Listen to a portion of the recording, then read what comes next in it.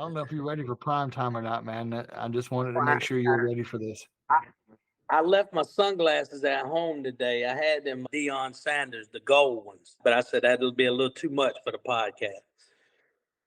Yeah, we'll bring that in on the next episode when we talk about our next topic, which I think will draw everybody in. We need you full scale, fully ready to Fully, go at that fully, point. fully. Okay. All right. Well, man, I'm excited to have you on. We wanted to do this earlier, as we know, circumstances. So I'm excited to sit down and not just talk, but also give everybody that's listening an in-depth look at our friendship and the things that they can learn from Paquette. Yeah, absolutely. Hey, I saw that letter you got today from the governor. That's Yeah. remarkable. It was a huge surprise. I mean, we all know that the first lady, Miss Marty Kemp, and Governor Brian Kemp, they're huge supporters of not only law enforcement, but they are huge animal lovers, dog lovers. And I can honestly say they take good care of the canines in law enforcement. And so I think you and I both can attest to that, AJ. And for them to send that, it was amazing. So Yeah, that's crazy because it just goes to show the heart of the governor and his family on what he does in the background that nobody ever sees, right? But that's that's really right. what it's about. And I've seen him do some remarkable things for Gwinnett County in particular, and one of the handlers there, Carlisle, and his dog, and just step up. But that's the things that don't hit the media, right? But it's just remarkable to see those types of things happen. That's right. That's right. And again, just the simple, the smallest thing in his mind that he sent means the world to somebody who, who a canine handler who has recently lost his partner and is trying to move forward, and then all of a sudden a representative from his office shows up and has got this letter, and not only was one for me, it was one for Obi too. So it was very well written. It was well thought out. It wasn't something that was just simple script, something that's just kept on file and we print it out and give it to everybody. I mean, he had everything that he had in both of our letters was something genuine about the both of us. So it was a huge surprise to say the least. So, Yeah, that's awesome. That's awesome to hear. People need to know that, and it doesn't yeah, need to come from his office because how everybody always thinks that, well, he's just doing it for the publicity. But I know of several instances where he stepped up for the canine community and nobody ever knew about it.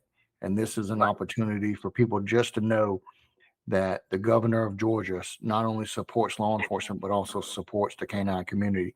And that's not an invitation to take advantage of it. It's to say that he really does, him and his wife really do have a heart for what Canine does and really do care about those that serve in that capacity. They really do.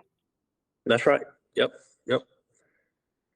Well, that's awesome, man. We're on the Source podcast, and I'm happy to just be a part of this. This was something that we thought was an idea, and just the feedback that we've gotten off this is just remarkable, and it's not going to go unnoticed even in this episode on the amount that somebody's going to learn during these times where we can just get to sit down and talk for real, right? Yep. Canine stuff, whether it's Yep. business, whether it's being a handler, whether it's being a trainer.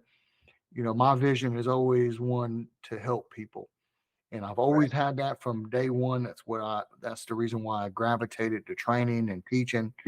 And I know where your heart is, and you take every opportunity there is to share something from our past or from your experiences, because it will help at least one other person. And I know somebody listening to this episode tonight will get the same effect. I know they're going to learn more than one thing, but I know at least one thing, if they'll stay tuned, will learn one thing that they can take home and put in their tool bag or use at a later time, or they're going to reflect back and go, man, I remember when Pat talked about that. And that's the Yep. Yep. remarkable thing when we have the opportunity in the stage to just touch one life. And that's really what we're about. And Yep. so I'm glad that we're able to do this. I'm glad that you're on with me. But for those that don't know Pat, and there's not many out there that don't know you. I mean, I gotta admit it. I'm blessed just to have a friend that's so well known. But we know you either love or you hate Pat Paquette, right? That's it. There's nothing in the middle. Nothing in the middle. Nothing in the middle. You can't And, like and a lot Peter of on the line. a lot of friendships start out with a hate, and then they realize, wait a minute, I love this guy. So That's right. I think if we ran a poll, I think a lot of my close friends and close friendships started out with the hate, and it turned into a genuine friendship. So, Yeah. yeah. But that's great. You know, you can and we talk about this pretty often where we don't talk for a little while and you know, we just pick up, man. You know, it's family. And I'm just blessed to have a friend like you, and I'm blessed to learn from you every chance I get. But most importantly, man, we bring handlers to your agency, and with the blessing of the sheriff, just welcomes us. He allows you to do what you do, and it's amazing to have that cohesiveness and that relationship because it really does pour in, especially to these young handlers, and it's just amazing to see that. And the funny thing is you know, I said that earlier, but it's funny how so many people come back later throughout their career, years later, and they talk about things that they learned at Greene County Sheriff's Office through you guys. And it's just amazing, man. We're into your program. We're into Custom K9 from the top down, just like you said, from the top down. Just with the sheriff, it's never no when it comes to anything to do with Custom K9 or the K9 program. I mean, you know, and we jumped on board on your program early on, and we developed a relationship, and we bought into a program that has worked for us, has worked for several guys, for you know, our unit has been very successful, you know, with the K9s, and so it's just like any other vendor or any other thing. We've had numerous dogs come from there. We've you know, and we've never had issues, you know, and if we have had issues, they've been resolved really, really fast, and that's something you stick with, you know, and when you talk about the program here, we pride ourselves, and you're gonna hear me talk a lot throughout this thing, AJ. Yeah, I'm hard, right? I'm hard on the guys. I'm hard on myself, but I'm only that way because I want the best, right? I want the best, and you're exactly right. I was just in Atlanta the other night. There was a handler. He come through your program. He's with Forest Park, I believe. And, you know, we hadn't seen each other in years, but he come all the way across the parking lot from where I was standing and talked about a track that he ran down here at the lake. And so you're exactly right. And that's something for us that we love to hear about. We love to hear about, you know, guys being able to come here, guys seeing amounts of drugs that they normally wouldn't see somewhere else. Guys being exposed, these dogs being exposed to that amount of drugs. You know, the guys being able to go out to the interstate and train on the interstate. You know, we have a lot of resources. And that handler, I'll give a shout out to him, is Jamal. Jamal. Yeah, well, Jamal. But you know, the great thing is we joke and laugh, and it doesn't matter where you're at, right? Who we run into, it's like we're family. And being able to teach from those experiences is just remarkable. And that's really where the rubber meets the road, right? I can watch a video and teach something. We can all learn from YouTube per se. But at the end of the day, we got to go out and get the experience and allow others to learn from those experiences, good or bad. Because I've had a lot of failures. I'll be the first to admit, both in life, in my deployments, and in my canine career, in my training career, in my business career. I've made a lot of mistakes. I hope to learn from those. I hope to be able to teach others from those mistakes. And that's really what separates a lot of us, is the fact that I've just been through more crap than other people. And I'm able to give that to them. And that's one thing that I pride myself on, is not being scared to share those failures as well. And then with that opportunity to bring them up to you guys, it gives them that perspective that I can't give them, because you guys are in the mix every single day and seeing the ever-changing law enforcement community and today's law enforcement, right? And luckily you have a sheriff that supports that. and Yep. just an agency that just says, hey, we're in it to help others, whether it's our agency or someone else. And it's just remarkable to see that. It really is. That's right. And we're proud. We're proud of that. And AJ, you said it best. I mean, we're in the street. We're not teaching folks from something that was sent to us in an email. We're not teaching something from a PowerPoint. We're teaching from what we're seeing here. And that's why when we come here, when you guys come here, when anybody comes here, that's why we put the hides where we just found some dope. If we just found 2 kilos of cocaine in the trunk of a car up under the spare tire, guess what? We're going to put some cocaine up under the spare tire in a car, and we're going to run those dogs on it. And I want those dogs in the seam of that trunk and in the productive areas. And I want those dogs to be sniffing that area. Because guess what? That's where these guys are hiding dope. So just like, they train every single day. These bad guys, they train every single day. Where do you think that the dog can't find it? What do you think we can use as a masking agent? What do you think that we can wrap it up with that can deter the dog or the dog can't detect? And us seeing those things is the same thing that, when y'all come here. I mean, how many times y'all came here and we've used axle grease in a package, Yep.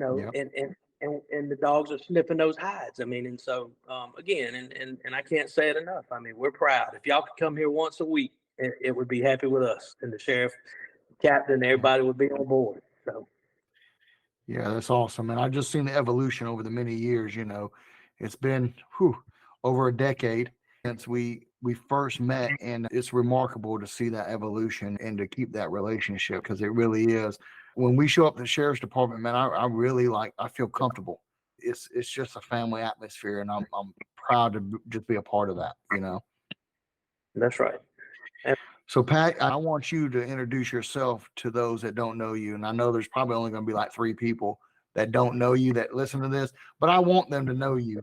Tell everybody what you do and share some stuff with them. And then I want to jump into some real talk, if you will. Okay. So I'm Patrick Paquette. I'm a lieutenant with the Greene County Sheriff's Office. I'm over the Canine criminal interdiction guys. We patrol I-20. We are in an area that is a major corridor for the entire East Coast. Our stretch of I-20, Greene County, is Greensboro, Georgia, which is halfway between Augusta and Atlanta. We deal with people from, North Carolina, South Carolina, Virginia, New York, all the way up the East Coast, and all types of criminal activity coming out of Atlanta. We've had, armed robbery suspect wanted people. We've had murder wanted people. We've had human trafficking. We've had credit cards, stolen guns. You name it, it happens on I-20. So we're right out in the mix of that. We stay busy. I mean, there's always something going on I-20. Yeah, and just hearing some of the stories just never ceases to amaze me on, the innovation, the attempt to get over and create criminal acts. And a lot of people think you're just out there for the money and for the drugs, but you mentioned a ton of other things that really boils down to criminal interdiction. If you're breaking the law, you guys are out there trying to detect that every single day and really in the mix, Yes. And it's all, I think the statistics will show that, any type of criminal activity is all linked back to the drug game. I mean, bottom line, whether somebody's breaking in a house to steal valuables to go buy dope, or whether somebody's, stealing $500,000 worth of jewelry off of a parcel truck at the mall to go and pawn to buy dope, whether somebody's bringing stolen merchandise to a source city to trade it for dope, is all linked to the drug game. I'm confident of that. And people ask me all the time, AJ. People ask me all the time, do you have a drug addict in your family? Or somebody you love hooked on dope? Why are you so passionate about drugs? And I can tell you, it's the fact that I believe every element of criminal behavior, criminal activity links back to the dope game. And we see that. We see that. So. Yeah, a lot of people get stories off the internet, or they hear a skewed story from the media, right? And I'm not saying all media is bad by any means or all stories on the internet are bad. However, we're getting the truth from somebody like you that sees it every single day. There's no argument with that, right? You're talking to these people. There's no barriers. The things that you see and do every single day. And that's the fact of the matter is criminal activity sees no bounds. That's Period. right. That's right. That's right. And again, I speak from experience, and I speak from what I see, and I say that if we as law enforcement officers actively approach the criminal element, then we're fighting that war, right? If we lay down, we allow these guys to do what is against the law, then we are defeated as law enforcement officers. So, and again, we have a very supportive administrator from the top down. As long as we're within the policy, within the guidelines of the law, we're going to enforce the law in Greene County. I can't tell you how many people I stop for a window tint violation, right? And I say, ma'am, sir, you have 15% window tint. And they go, well, I mean, I was in such and such city, I live in such and such area. I drive in this car 3-4 years. I've never been stopped. I can't answer for that. But what I can tell you is you come through Greene County, we're going through that code book. Right, we're going to be in the 40, and in doing that actively, enforcing traffic laws are in your city, in your counties, in your state. You're going to stumble upon criminal activity. A vehicle is used 8.5 out of 10 times in a crime. A vehicle is being used, whether it's being used to transport to the crime or away from the crime, but nobody walks to commit a crime anymore. And so that's what my unit does. We take what somebody would call a simple traffic stop, and we're looking for indicators and evidence of a crime. And I'm proud to say that we've been very successful at that. And a lot of people will hear this that don't know law enforcement, right? And they hear what you're talking about right now, right? With very little or even skewed knowledge.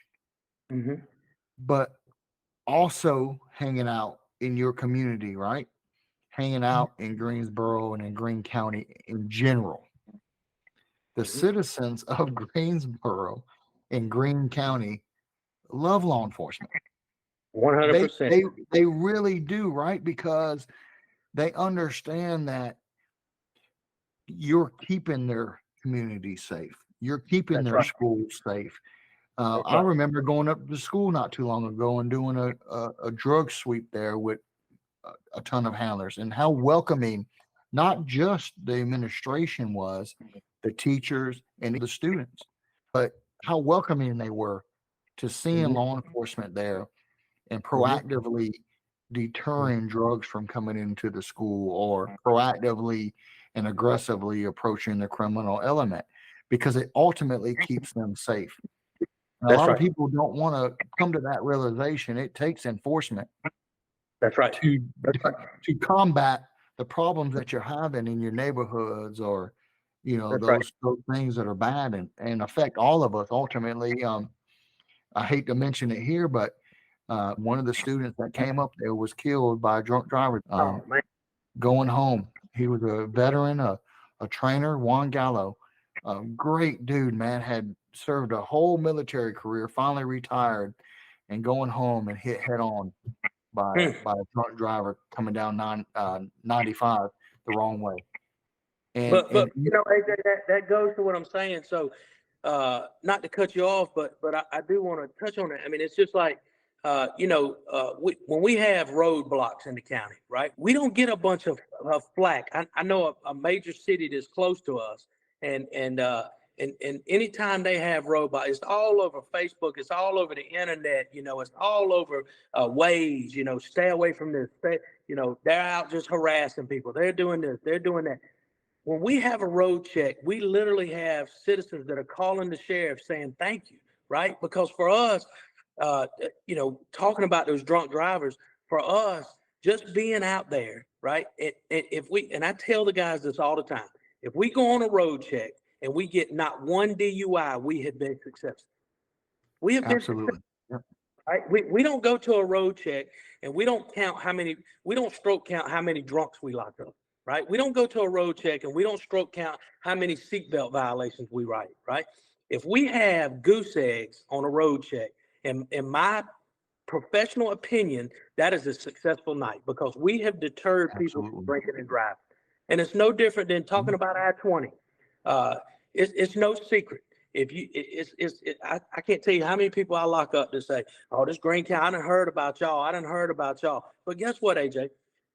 Let's talk about the day before Thanksgiving. Day before Thanksgiving is the heaviest travel day in the United States, right? Motor vehicles. Yep. We had 0 fatalities in this county, right? Tolliver County, the county that's next to us, had 0 fatalities, right? And the reason our numbers are down is because people know you come down I-20 in those counties, you're going to see deputies, you're going to see state troopers, you're going to see speed enforcement. So, when we write somebody a ticket at 98 miles an hour in a 70-mile-an-hour zone, AJ, we're not writing that ticket for the revenue. We're writing that ticket to deter you because if you hit somebody at 96 miles an hour, it's going to be what you're talking about. It's going to be fatal.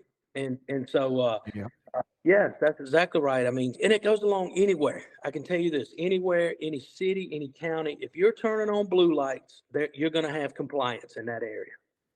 Yep. And people don't want enforcement until it affects them or their family, right? Because you're only seeing it from the outside, and you're not seeing the effects that it has on people's families, or how many times you've had to go to a home and say, hey, this tragedy has happened.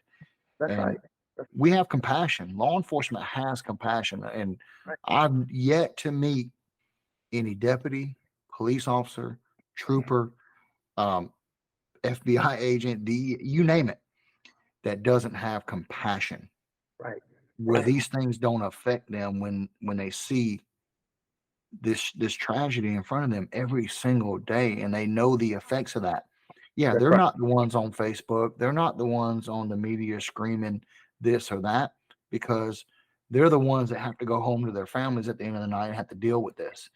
Right. And unfortunately, they can't fight that wave in and of themselves, but they're seeing, just like you see every single day, the effects that these things have on people's families, on people's businesses. When they get broken into, and you have the business owner that shows up the next morning and they have to put together the pieces after they've been broken into and vandalized, or, whatever. But at the end of the day, everybody else is not seeing that. They only see you out there with your blue lights on, and they have this skewed look of that, saying, well, you're only doing it for this or that. But the reality of it is, it's not that at all. You don't want the problems. You rather not have the problems, like you mentioned. But again, it's where we're at right now. And it's unfortunate because, every profession has their bad apples. We get that. Right. You'd be the first to admit that, right? At 100%. But you look at the medical field, you look at the legal field, they're not clean of any wrongdoers either. If you look at, the canine industry, they're not beyond bad apples. That's right. But at the end of the day, proactively, we try to have the best that we can have in law enforcement.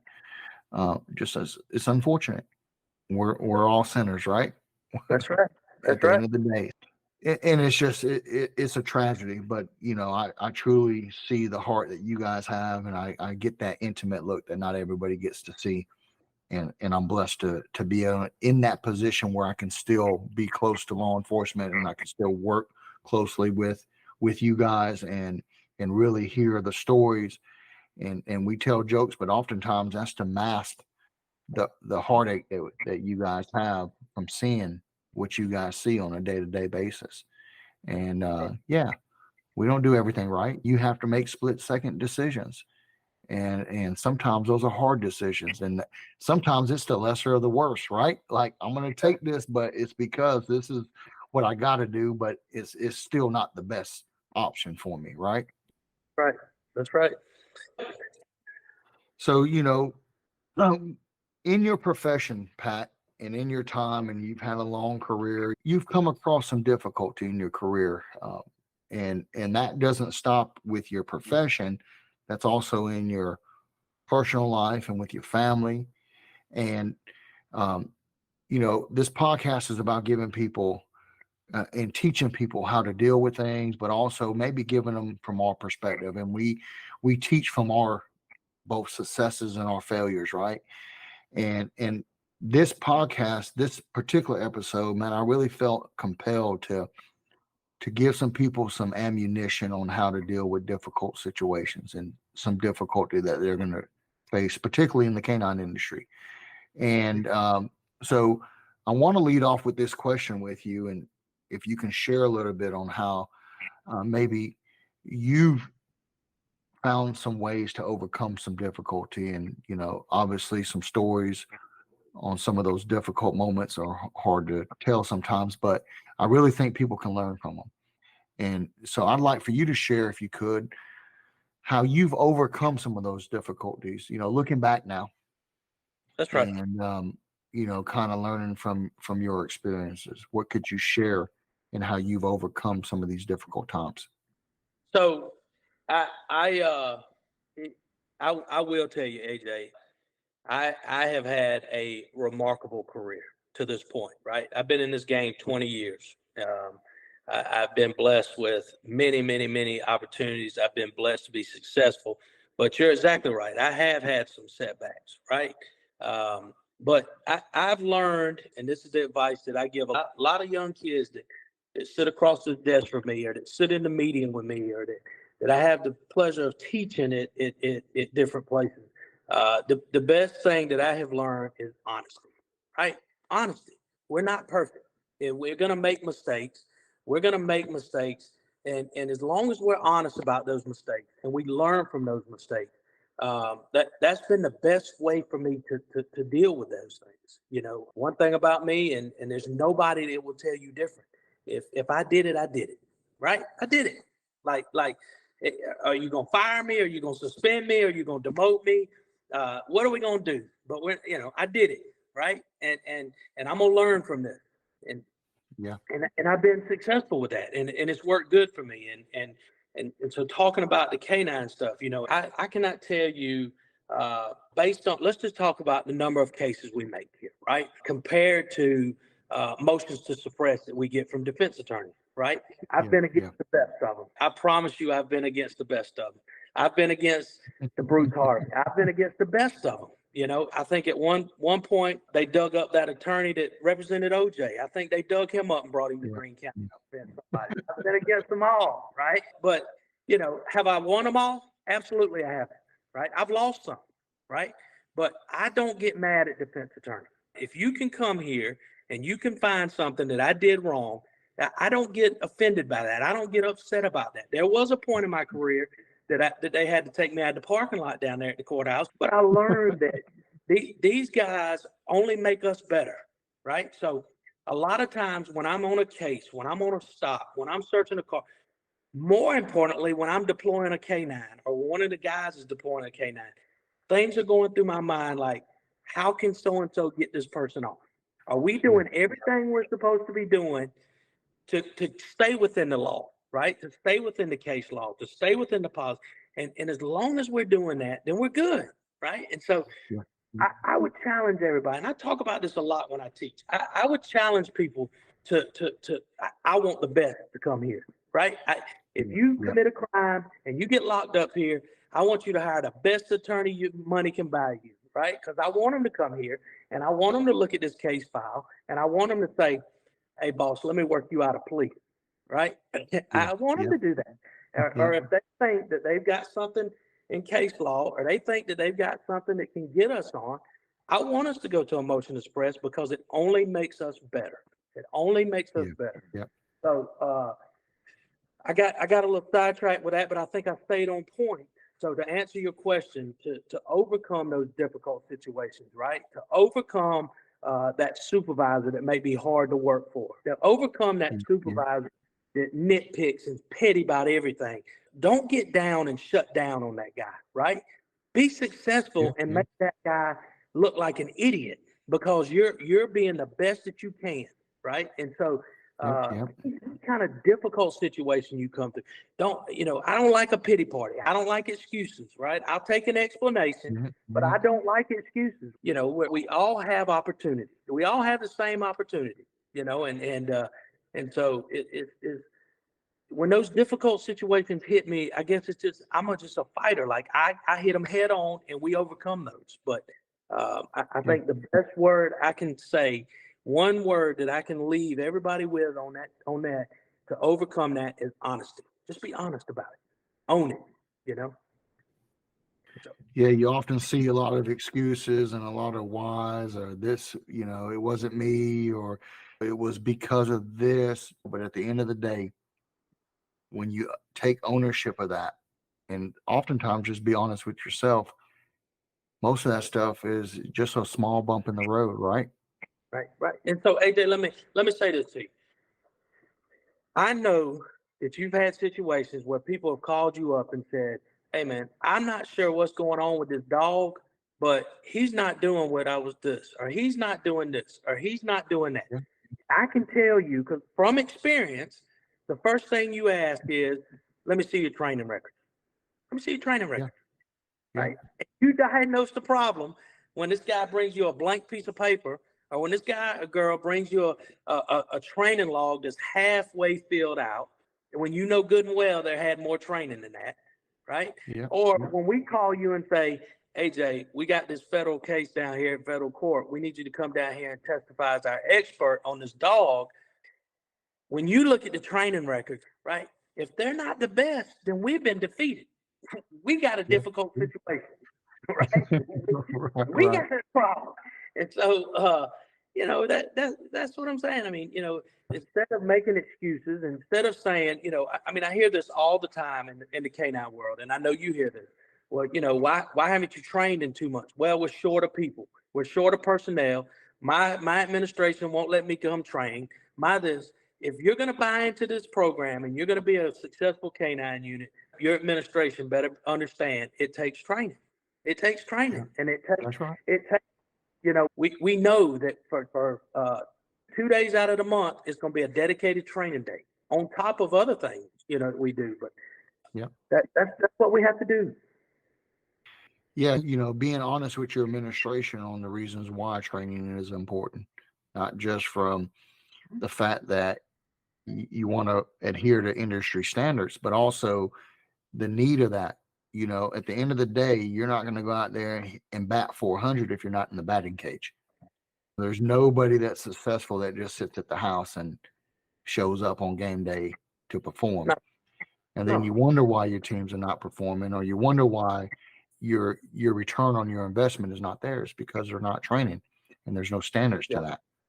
You're absolutely right. That honesty will bring you to that point where you can tell your administration that. So you look at many different situations that you just talked about in a very short time. At the end of the day, if you're honest about it, it usually pushes you past that so you can move forward. that's Absolutely right. right. That's right. Yep. And then speaking on that, you talked about, you gave the illustration of how you used to get upset at a motion to suppress at a defense attorney, right? Mhm. And now you embrace it. You Mhm. embrace the challenge. You embrace Mhm. the questioning. You embrace that. But that's obviously come through some heartache and some learning, right? That's come through that experience of years. So, as we segue into what you faced and how you've overcome that difficulty, now what can you give us on how you prevent it and how do you stay out of that hot seat, if you will? It's simple. If you do things right the first time, right? If you do things right now, am I going to sit here and tell all these folks that I'm 100% the best and I'm 100% right all the time? Absolutely not. But if in your heart you know that you're giving it your best, that you're doing your best, and you're still having issues, then we can work on those things. And it's just like Yeah. when we talk about emotion to suppress early on in my career, I think that's why I'm so. I don't tolerate excuses because, I ask myself, where did I go wrong? What did I do wrong in this? And so in doing that, that's what makes us better. If we get on the Yeah. defense If we blame the district attorney, if we blame this person, if we blame that person, sometimes we got to look in the mirror.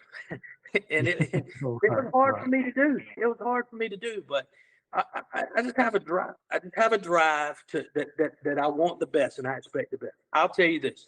I had a guy come to my unit, right? I had a guy come to work for me. And I am a little hard. I'm a little hard. But I had a guy come to my unit and I was constantly picking his reports. Hey man, why did you put this in the report? Hey man, why did you do this? Why did you do that? You know, and he didn't understand where I'm coming from. He just thought I was being hard on him, right? But it doesn't take but one time to get up there on that stand and shine, right? And send those folks back wherever they came from, upset because you defeated them, to come in my office or to come in my patrol car and look me in the face and say, thank you. Thank you for being so hard on me on my report. Thank you for being so hard on me on my training. Thank you for not accepting half-ass when it came to the K9. You know, like, thank you, Pat, thank you. You know, That's AJ, right. nobody calls me lieutenant, right? That's just my position. At the end of the day, I'm Pat, right? I'm Pat. I'm Pat. That's my identity. I'm not lieutenant. I'm one of y'all, but I'm going to lead you in the direction where you need to go. And you said it. I mean, I'm at a point in my career where I want to be teaching these young kids. You know, I say this all the time and people think, if we do a better job, giving the public an image, right, that we're not that guy that you see in certain cases. That's that bad apple you were talking about, right? And if we take these K9s and we have less K9 cases go to the Supreme Court, then the dogs are not a hot topic. They forget about them. But if every time these folks meet, whether it be the state Supreme Court or the United States Supreme Court, if every time they meet and they meet on 20 cases and 12 of them are K9 cases, what's hot on their topics? What's hot on their, you know? And so that's why we do. We want to be the best when it comes to these dogs. Yeah, that's a great perspective, because when you see, especially when I'm reading case law, and I say this pretty often when I'm teaching, most people do things right. That's right. But because they have a lack of knowledge and a lack of articulation, they end up not articulating properly, not explaining what they did. Even though they did everything right, they can't explain it, or they don't know the why behind it, and we end up losing cases. So 100%. There's case law out there right now, AJ, that we continuously are fighting, and that case law was made because the courts said you got to articulate, right? And we believe that we did articulate. We believe that we did. We believe the answers weren't filed that should have been filed.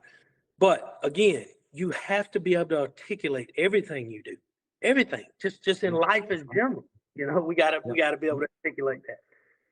Well, we talked about adversity. We talked about overcoming that adversity, and That's right. You know, we want to resonate the steps. We want to give everybody listening resources. We want them to learn from our mistakes and our successes, obviously, but we just want to make sure that everybody has the resources necessary. It's just awesome to hear it from somebody that has a wealth of knowledge, somebody that came up through time of law enforcement in a long career, and it's coming from somebody that is telling you this is the way that we need to go. And guys, I can't resonate that more. That's right. That's right. Yep. Well, Pat, hey man, I can't thank you enough. You know, my brother, my friend, like I learned so much from you, and I'm really blessed to have you in my life, man. I can't thank you enough for being on here, sharing some knowledge. I can't thank you enough.